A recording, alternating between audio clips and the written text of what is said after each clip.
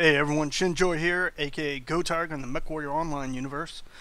Sorry this video is taking so long to get out to y'all. I had some severe editing issues with trying to get this going, but I got it done. Here it is, and I want this information to help you out a lot. It's dealing with the front end UI to Mechwarrior Online. I know that can be confusing starting out, trying to figure out where everything is and what everything pertains to. Now on this home page, what this mostly is advertisements in the middle. You got your news feeds on the right hand side. On the left hand side, you got your profile, which does absolutely nothing at this point, and you got your mech ready list. You can modify your mech ready list in the Mech Lab.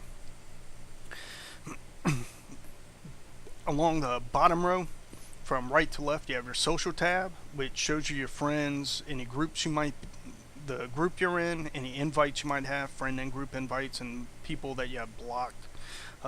Green is online, yellow is in a match, and red is offline, obviously. Then you have your general experience points, your C bills, the amount of C bills that you have. You can add MC, which is Mechwarrior credits. Mechwarrior credits are one of the two currencies that are in game. Mechwarrior credits you buy with real life money, and with that you can buy cosmetic items and mechs in game. This is not pay to win by any means, as there are the vast majority of the mechs you can also buy with C bills, which is the other in-game currency. The MC only mechs that you buy are called hero mechs. They generally have a slight bonus to general or experience gained and C bills gained. Pretty small. It's more of a time saver. They also have a custom loadout and custom color scheme. The custom loadouts in general are considered average, maybe a little underpowered to everything else. A couple of them do have a little bit better loadouts, but it's not anything that's game breaking by any means. Further to the left of the MC, you have where you can add premium time. Premium time gives you a bonus to experience and C bills that you earn. Pretty standard for free-to-play games. And then you have the menu, and from the menu you go to options, and on the options you have your audio, video settings. You can change your key bindings, all that type of stuff. Something I recommend on this screen is turning off the throttle decay and the arm lock down in the game settings. Turn those off, uncheck them. You want empty boxes. Trust me, it'll help you a lot in the long run. Alright, from there we're going to move to the Mech Lab. As I said previously, you can change your mech list that shows on the home page in the Mech Lab, and you do that in the lower left. If you're first starting the game, what you're going to see is the trial mechs. Those will be what's on your ready list. After you buy a mech, then you will have the owned mechs, to where you can put any mechs that you've owned on there. From the Mech Lab itself, on the right hand side you got details, and if you highlight over something, it tells you and shows you where it is located on your mech. Pretty nifty, pretty nice to see. Lower right you have your mech bays, and you can also buy additional mech bays. I believe you start with 3. It's been a while since I started out, so I'm not exactly sure. Each additional mech bay allows you to own 1 additional mech. They cost 300 MC each, which comes out to like $1.15 cost per mech bay.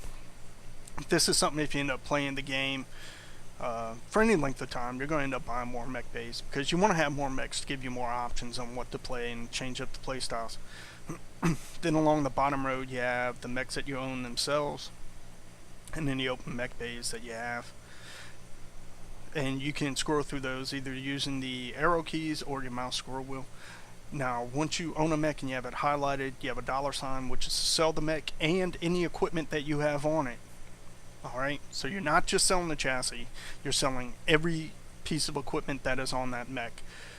So make sure, if you just want to sell the chassis and keep all the equipment, make sure you strip it beforehand. And then the checkbox is to add or remove that mech to your ready list. Pretty simple. I already explained about the mech inventory and the mech ready list. And then you have the mech info tab, which gives you speed, tonnage, firepower, heat efficiency, armor, structure, whether it's regular or endo steel. Something to note on this, the tonnage will show you the mech's current tonnage and max tonnage. So let's say you have a mech that doesn't have an engine. Let me find one of mine here real quick. here we go, mech that doesn't have an engine. It will tell you that it doesn't have an engine and show you the tonnage that it has. The firepower is the Alpha Strike. If you were to fire all weapons at one time, that's the potential damage that they could do. The heat efficiency is fairly important. You want to try and keep that heat efficiency between 1.3 or 1.25 and 1.5. What that's going to mean is you have less chances to overheat, or it's going to take you longer to overheat if you fire all your weapons continuously. Ideally, I like to have mine around 1.4 is a good standard. You can Alpha Strike a decent amount of time, 30 seconds to a minute, depending upon the mech, and which is good in a fight. If you have it below, I would say 1.3, then you're going to run into issues to where you're having to stagger fire weapons a lot, things of that nature. So try and keep your heat efficiency up in between 1.3 to 1.5. You also have your armor, amount of armor that's on your mech. List the max possible and the amount that you have on there. You want to try and have as much armor as possible always. I mean, that's your hit points. Having less than that, most people take armor off of their legs or arms. So a good tactic when you're playing is you might try and leg a mech, because a lot of times they might not have full armor there, and when you leg a mech, that cuts their speed down in half, or 40 kilometers per hour, whichever is slower. And it also has the jump distance in meters listed if you have jump jets on your mech.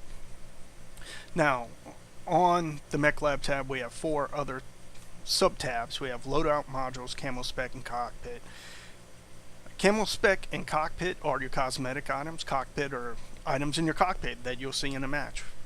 They could be like a hanging peace sign or air freshener. You could have a little hula girl on your dash that shakes when you move. You know, you could have little flags hanging on the side. They got a bunch of stuff in there. Camo Spec is changing the camo for your mech. They have a lot of colors, a huge amount of colors to choose from. As you can see here, they will cost you either C-bills for basic colors, cost you C-bills, a little over 1 million C-bills. The standard colors cost you 500 MC, and the premium colors cost you 1,000. And once you unlock that color, it is unlocked for all of the mechs that you own, and for all the mechs that you will ever own. You can use that color on them. So it's not a per mech basis. It's the colors are for all of your mechs. When you unlock one, you have it for all of them. The camo schemes, the camo patterns that they have, are on a per mech basis, a per chassis basis. So I've got this particular quick draw right here. Let's say I was to unlock Dazzle. That would only be able, the single use would only be able to be used on that quick draw right there. If you unlock the multi-use one, that costs more.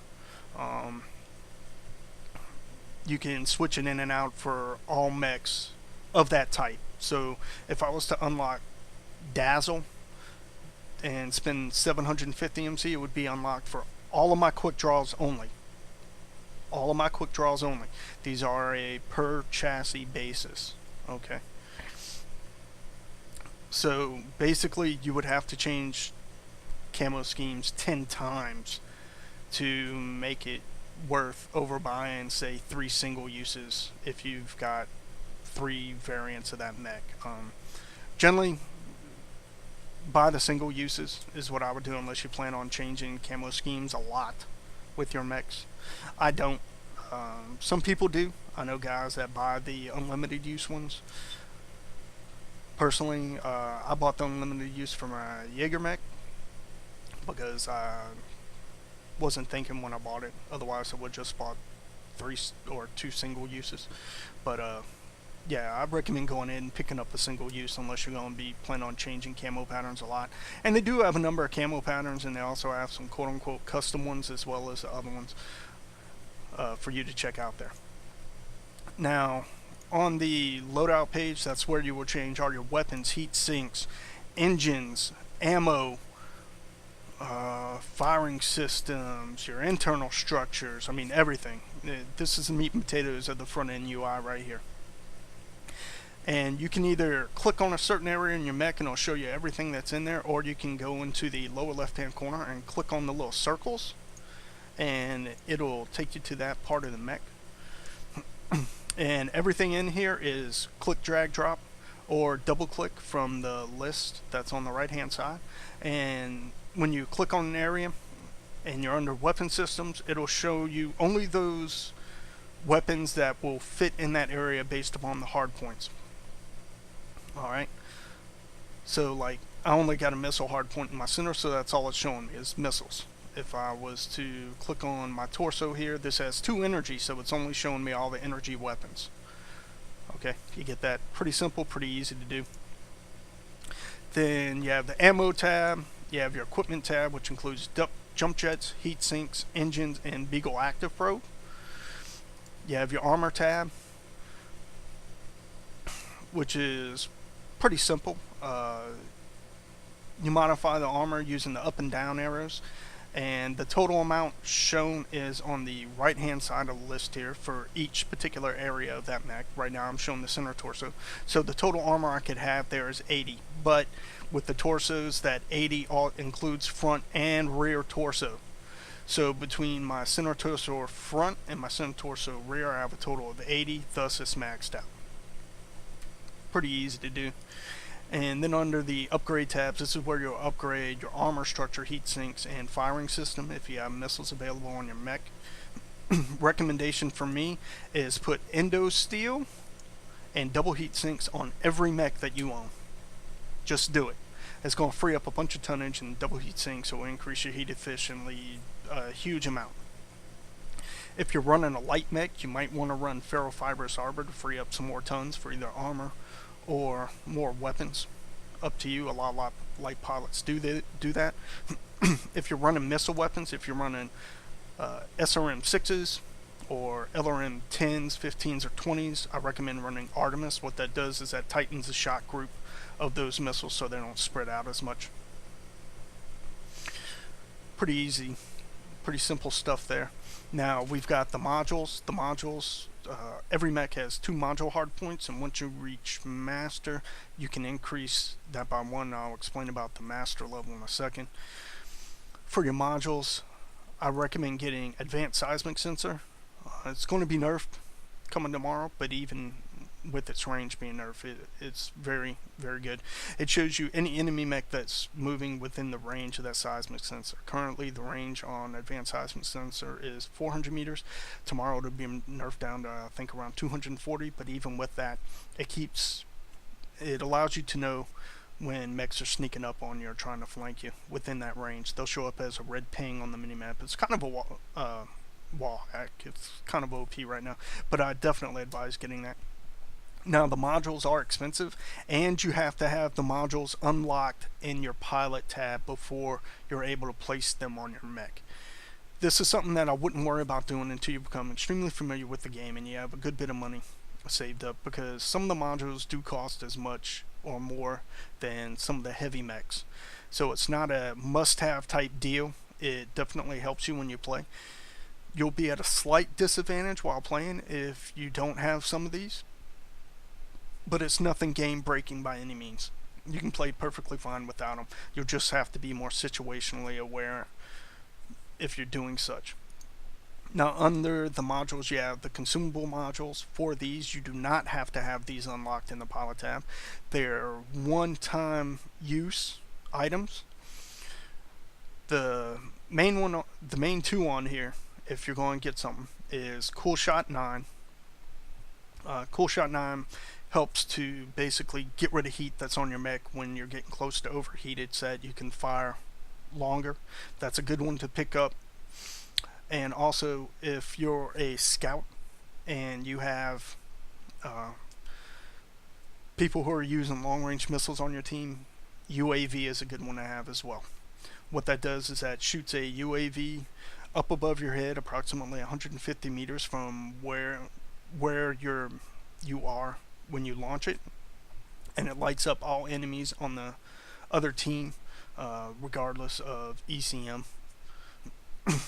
So that one's a nice one to have. Alright, and we're going to move on to the pilot tab now. The pilot tab is where you will spend your experience, both your mech experience and your general experience. Your mech experience is specific to that mech variant that you are using. I'm going to show you an example here under the heavies with the quick draws here. As you can see at the top, right above Exchange XP, it has my total amount of experience that I have with that mech that I have to spend. Alright, now you have to get all basics. Alright, you have to get all these basics on 3 variants of the mech to unlock the elites to be able to level up the elites. Then you have to get all the elites unlocked on 3 variants of the mech to unlock the master. As you can see, quick draw only has 3 variants. So basically I've got all my quick draws elited, and actually I can go on ahead and master this one. There you go. You saw how it was done. You just click on the module slide, click on it to advance it, and you're good to go. Pretty simple to do. Now on variants like the Cataphract that they have, say 5 variants, you only have to have 3 of those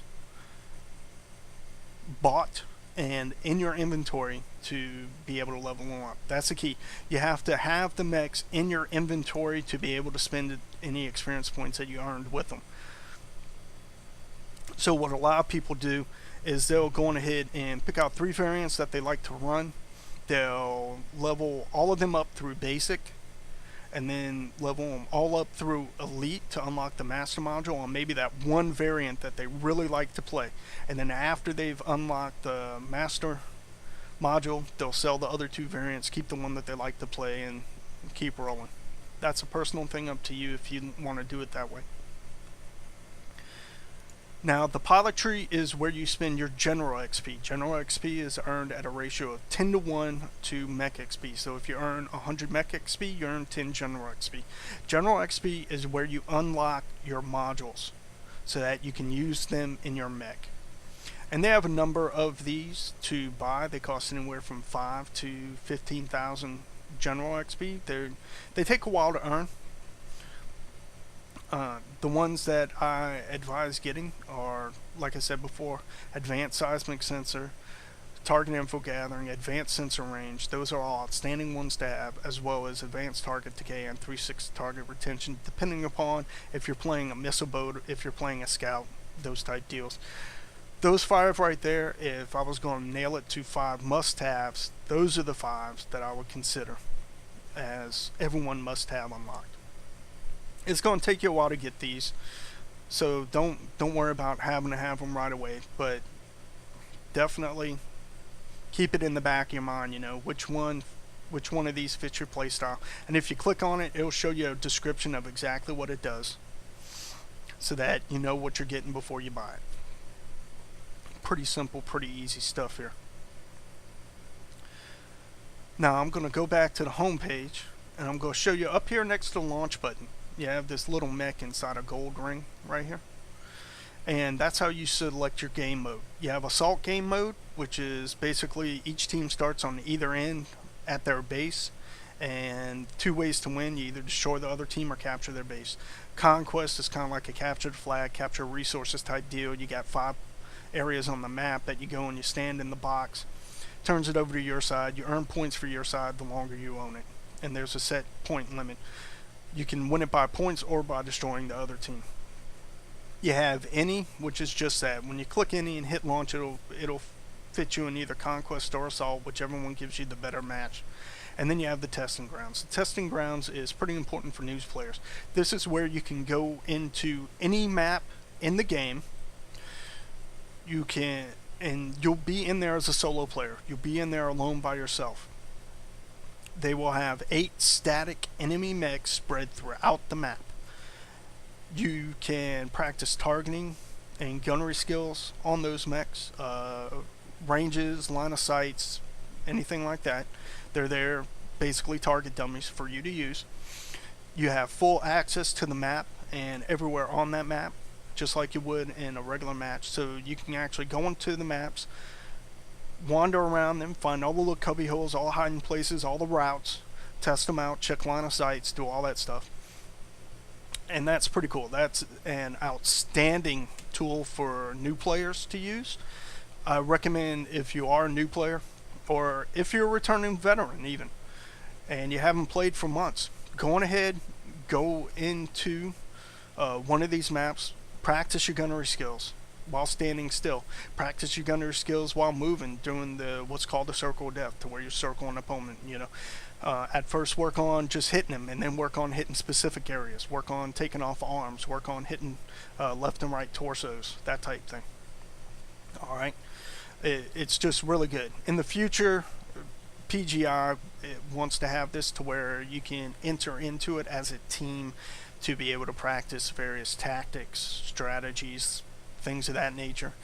But right now, it's strictly solo. And that basically covers the front end UI, guys. I hope it helped you and gave you some more information about it so that it isn't as confusing when you get in here. Now, on something I want to cover on the front page is they got the Sarah's Mech. The Sarah's Mech right now, it costs $10. Yeah, that's a lot for a free-to-play game. What you get is you get a Jenner with a custom paint scheme. The custom paint scheme is pretty cool. You can click on this link in the middle and find out about it, or go to the official forums, the official webpage, MWOmercs.com, MWOMERCS.com, and check this out. Sarah's Mech is for charity. PGI makes no money off of this mech. They don't just make no profit, they make no money whatsoever. Alright, nothing. They get absolutely nothing. All of the proceeds from Sarah's Mech goes towards cancer research. If you've got the extra money, please buy this mech if you're going to be playing Mechwarrior Online. It's for an outstanding cause. You can click on the little link that they have in the middle right here to find out more information about it. It's really for an outstanding cause. Please go ahead and buy one if you've got the money to do that. It'd be greatly appreciated. And that's it. This is Shinjoy, aka Go Tiger, signing off. Make sure to look me up in game. I generally play pretty much anytime during the day. You can find me on. I am on the US Comstar TeamSpeak server under the Mercenary Corporation section for Hardcore Mercenary Company. Drop down, check us out. Tell the guys, hey, Go Tiger sent me over here. I want to see what y'all are about. I'm a new player. Whatever. And that's wrapping it up. Please like, comment, let me know what you think about this, and I hope to see y'all on the battlefield.